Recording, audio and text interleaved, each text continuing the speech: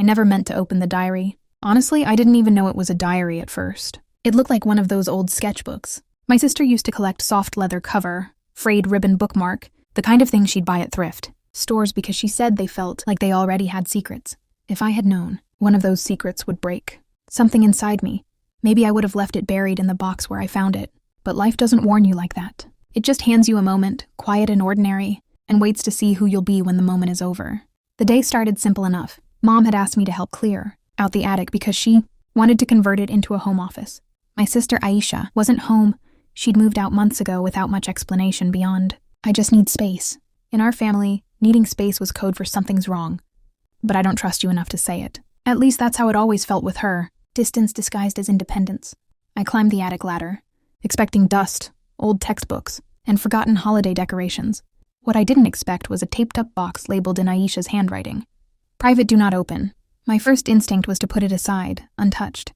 But the box looked worn, like it had been taped and retaped a dozen times, and something about that made me pause. If she didn't want anyone to see inside, why leave it in an attic everyone used? Why leave it behind at all? I told myself I'd just check if it was trash. Just sorting, not snooping. That tiny lie we tell ourselves before doing the thing we already know we'll do. The diary was on top, resting on a folded sweater she used to wear everywhere. The sight of it hit me with a stupid wave of nostalgia. I opened the cover, not expecting anything personal, maybe old notes, school doodles, a forgotten to-do list. But the moment I saw her handwriting on the first page, thin and slanted from years of journaling, something inside me tightened. If something happens to me, I hope someone reads this. Not because I want pity, because I want someone to finally understand. I froze. It didn't sound like the dramatic rambling of a bored teenager. It sounded like someone who felt alone, really alone. Someone who had been holding something heavy for far too long. I scanned the next lines, my heartbeat picking up. With every sentence, the air in the attic seemed to thicken. People think silence means peace, but sometimes silence is where you hide the things you don't know how to say. Swallowed hard. This wasn't a scrapbook. It wasn't trash. It was a confession, a story she never told us. And whatever was inside, whatever she'd been carrying, she never meant to keep it hidden forever.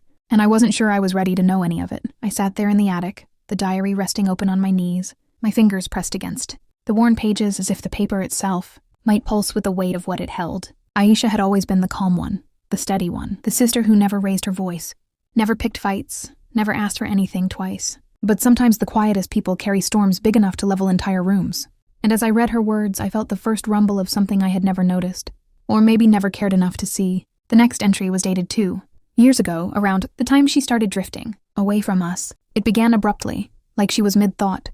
I wonder how people would react if they realized the happiest person in the room was just acting. I wonder if anyone would notice the difference. My stomach dropped. I remembered that time vividly. Aisha had won some school award, and everyone kept saying how lucky she was, how natural her success seemed. I remembered laughing, saying she probably didn't even have to study. And she had smiled, too quickly, too lightly. I didn't realize back then that her smile was a curtain, not a window. I turned the page. Mom keeps saying I'm strong. I wish she wouldn't. I'm tired of being strong by myself. My breath hitched. Aisha never told anyone she was tired. She never told anyone anything, really. Maybe that was the problem. Beneath that entry in darker ink, she'd written one single line. When did home stop feeling like home? I could almost hear her voice asking the question, soft and uncertain. I suddenly felt like an intruder, someone walking into a room she hadn't invited me into. But I kept reading, because something in me knew I had to. The next entry described a day I remembered far too well. My birthday, a day filled with noise, visitors, laughter, except for one moment I had forgotten until now. Aisha wrote, "Today he grabbed my arm again, hard, harder than last time. I told him it hurt, but he laughed like he'd won something. When I told them, they said, boys tease girls they like. I guess pain is love if you're a girl." I stopped breathing. Who? Who had grabbed her? And why didn't she tell me? And worse, why did she tell someone and get dismissed like she'd imagined the whole thing? I felt heat rush to my face, a mixture of guilt and something darker. I flipped the page quickly, desperate, terrified. I don't want to be here anymore. Not in this house, not in this version of my life. I feel invisible until someone wants to hurt me. I feel loud only when I'm blamed for ruining the mood. My hands trembled. She was hurting. She had been hurting for years, while I looked at her and saw someone who was fine. The attic around me suddenly felt too small, too quiet, too full of things we never talked about. I closed the diary for a moment, pressing it to my chest, as if the leather cover could somehow soften the truth inside. I had no idea my own sister was breaking right beside me. And now I wasn't sure what I feared more, the secrets I had already read, or the ones still waiting in the pages ahead. I didn't touch the diary for the rest of the week. I kept it tucked beneath my bed like some radioactive secret, afraid that even brushing against it might detonate something I wasn't prepared for. But pretending I could act normal around her, that was the real challenge. Every time she spoke to me, every time she smiled, every time she asked if I wanted to watch a movie, together or go on a late-night snack run, I kept hearing her heartbreak echoing beneath her words. Each small kindness felt heavier, like I was staring at a version of my sister that didn't match the one bleeding ink into those pages. And the worst part? She had no idea I knew. That guilt wrapped around my throat like a hand, squeezing tighter every day. By Thursday, Mom noticed something was off. She asked if everything was okay, and I said yes, because what else could I say? Hey, Mom, by the way, I found the diary your other daughter hid like a lifeline, and now I'm drowning in her feelings. No, the truth would have shattered her, and maybe I wasn't ready to face the fallout either. So instead, I swallowed it down and kept orbiting around Emily like a quiet ghost, waiting for a moment that didn't feel like a landmine to finally talk to her. That moment never came, but something else did. On Friday night, we were supposed to have a family dinner, something Mom had been looking forward to all week. Emily wasn't in her room. Her bag was gone. Her shoes were missing. At first, Mom brushed it off, saying she probably took a walk. But an hour passed, then 2. And that's when a heavy, choking fear began creeping in from the edges of my mind. Because I remembered what I had read, the pain, the isolation, the line about disappearing because she thought no one would care. My chest tightened. I grabbed my phone and dashed out of the house before my thoughts could fully form. I ran to the only place that made sense, the hill overlooking the river, the one she mentioned several times in her diary. It's the only place I feel like I can breathe, she wrote. The only place where my mind quiets down. So I sprinted through the dark, praying I'd find her there, praying I hadn't waited too long. And then I saw her. She was curled up at the top of the hill, knees pulled to her chest, face hidden. The wind tugged at her hair, carrying the faintest sound of her sobbing. I slowed, trying not to startle her. My heart felt like it might rip itself apart. I'd never seen her look so small, so fragile, like one wrong word could shatter her completely. Emily? I said softly, stepping closer. She didn't look up at first, but when she did, everything inside me broke. Her eyes were red, swollen, overflowing with something deeper than sadness, something like resignation, something like giving up. What are you doing here? She whispered, voice trembling as if she expected me to turn around and leave. But this time I didn't. I knelt beside her, keeping my voice low, careful not to startle her more than she already was. I came because I was worried, I said. Because I know. My throat tightened. I had rehearsed what to say 100 times in my head. But now that the words were out, they sounded fragile, almost meaningless. Her head dropped lower. For a long moment there was silence. Only the soft rustle of wind through the grass and the distant hum of the city below. I could feel her trembling, small and fragile in the darkness. And I knew she had been holding something too heavy for far too long. Finally she spoke, barely audible. You shouldn't have read it. I know, I admitted. I shouldn't have. But I did. And now I need to be here, with you.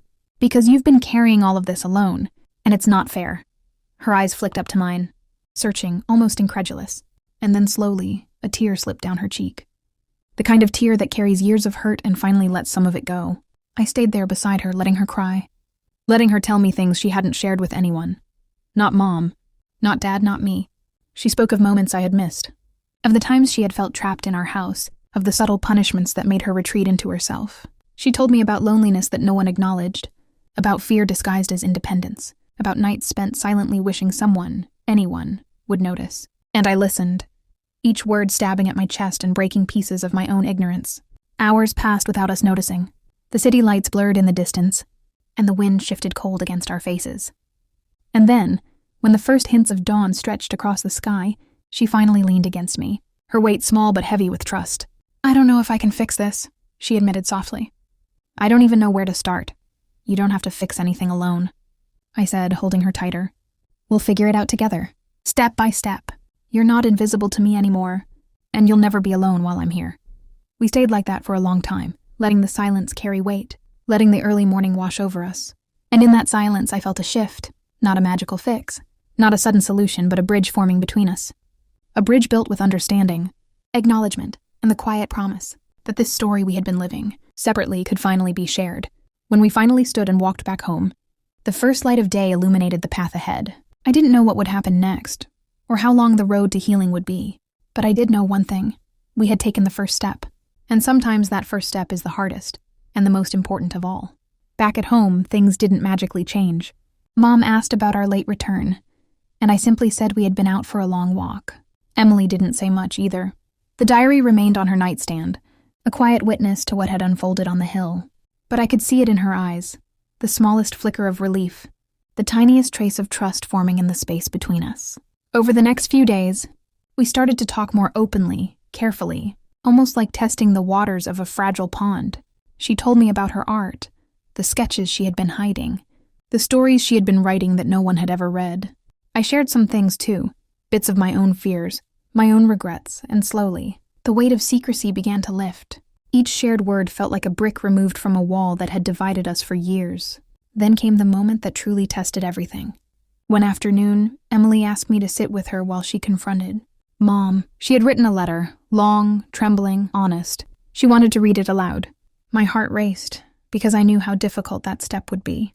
Mom, who had always believed silence was better than conflict, would be forced to hear the raw truth of her child's pain. When Emily read, her voice wavered, faltered, but never broke. She spoke of the neglect she had felt, the loneliness, the moments where she had longed for someone to see her struggles. She admitted the fear that kept her isolated, the shame she had internalized, and the way the world felt heavier than it should for someone so young. Each word landed like a stone in the quiet room, and for the first time, I saw Mom's expression soften. Her eyes glisten with unshed tears. After she finished, silence fell, thick, powerful, meaningful. And then Mom spoke, haltingly at first, apologizing for the years she had overlooked, for the time she had assumed everything was fine because nothing was said aloud. There were no excuses, no justifications, just acknowledgement. And that acknowledgement, simple as it was, felt like a door finally unlocking after years of stubborn locks. That night, Emily and I sat together in her room, the diary between us. She traced the edges of the leather cover, smiled faintly, and whispered, "I don't feel so alone anymore."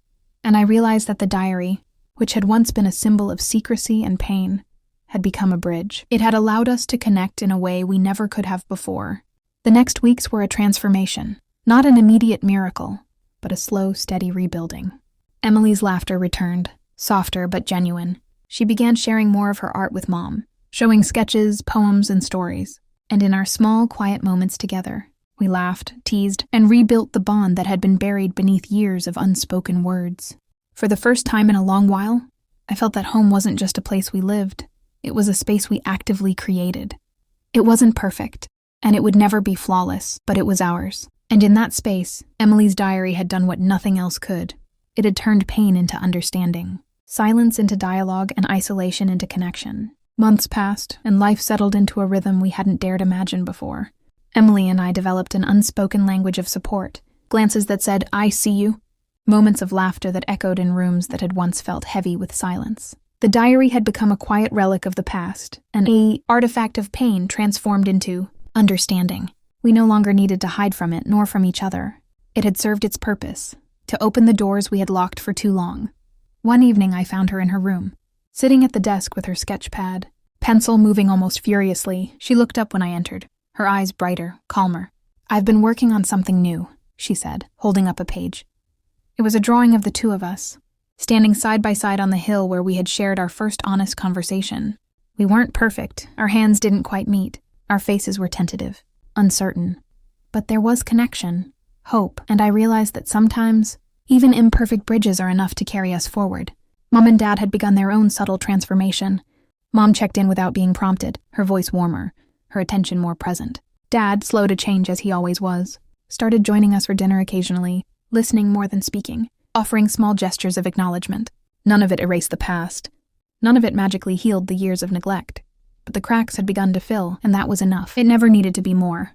The diary itself became a quiet companion. Emily didn't hide it anymore. She kept it on her shelf like a trophy of survival rather than shame. Sometimes she would open it, read a page or two, then set it aside with a sigh, relief. Maybe, or closure, or just acceptance. And I understood. Healing isn't about forgetting. It's about understanding, and then moving forward with the knowledge that pain can be transformed into strength. One rainy afternoon, we went back to the hill. It had been months since that night, but the memories were still vivid. We stood there together, letting the rain soak through our clothes, and laughed for the first time without any weight behind it. No walls, no hidden pain, just the two of us, side by side, resilient and aware of how far we had come. As we walked home, Emily glanced at me, her eyes reflecting the gray clouds above, and whispered, "I never thought I could feel safe again." "You are," I said, and you will be as long as we remember this together. Later that night, I thought about the diary, about the storm it had carried and the bridges it had built. Some secrets I realized are not meant to stay buried. They are meant to be discovered, faced, and transformed into something that binds us rather than breaks us. And as I lay in bed, listening to the soft hum of the city outside, I understood something fundamental. The most painful truths often contain the seeds of the deepest connections. Emily's diary had not destroyed us. It had saved us. And from that day forward, our silence was no longer a barrier, but a shared language of trust, understanding, and love.